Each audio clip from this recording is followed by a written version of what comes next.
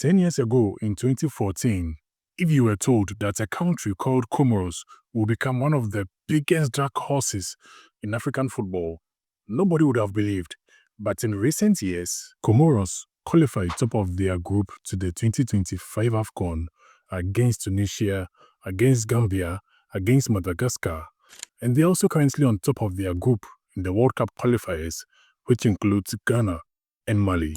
How exactly have Comoros risen to become one of the top teams on the African continent? The story starts from 1974, when Comoros gained independence from France. The country was made up of 4 islands: the Grand Comore, the Anjouan, the Moheli, and then the Mayotte Island. During independence, the people of the Mayotte Island voted against the independence and chose to remain under the colony of France. Till today, the Mayotte Island is still under French rule, and the people from that island are French citizens. From 2007 to 2018, 11 years in total, Comoros had won just 3 games, 3 wins in 11 years, and had never qualified to any tournament.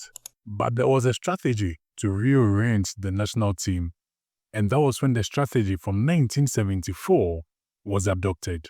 The people originally from the Mayotte Island were French citizens, and they could move freely to France.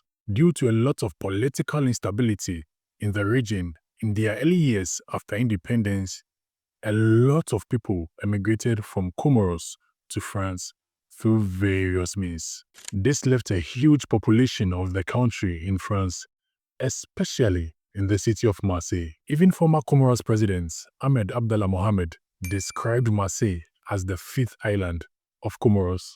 The idea to reorient the national team led to inviting players who play in France but have Comoros heritage. Players like Faiz Selemani, Youssef Mchangana, Benjaloud Youssef, Ali Ahmada, and many more who were playing in France were invited. A strong national team was built, and the team was managed by Amer Abdou, who is also another Comorian living in France, so he could understand the players. Abdou guided them in the 2021 AFCON qualifiers, where they finished 2nd place in their group to qualify to the AFCON for the first time. At the AFCON, Comoros were in group with Morocco, Ghana, and Gabon. They were expected to be the whipping boys of this group. After losing their first 2 games against Morocco and Gabon, Comoros surprised the entire world when they beat Ghana by 3-2 to advance from the group stage. In the knockout stages of that AFCON, they faced host nation Cameroon, but they had 12 players,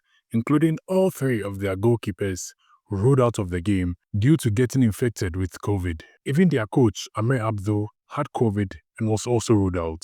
With mainly a backup team and even a defender playing as a goalkeeper against the host nation Cameroon, Comoros only suffered a 2-1 loss before being eliminated from the 2021 AFCON. After successes from the last AFCON, head coach Amer Abdou got a new job with Mauritania, and everything went down very fast for Comoros. They won only 3 of their next 9 games and failed to qualify to the 2023 AFCON. The players were internally angry against the Football Federation and accused them of so many wrongdoings. Amidst the chaos, Stefano Cassin, who had coached in Congo, Libya, South Africa, South Sudan, and understood the traditions on the African continent, was appointed to lead the new way for Comoros. His resolution was simple. Cassin met with the players and assured them of bringing only deserving players, and also showed them his pathway for the way forward for Comoros football. The new way forward was to invite another set of young players who were born or are living in France but had heritage from Comoros to join the Comoros national team. This led to the introduction of players like Ryan Lutin, who plays with Amiens in France, Ismaël Boura, who plays with Troyes, Rafiki Said also plays with Troyes, and also promised to promote a lot of players from the under-20 team.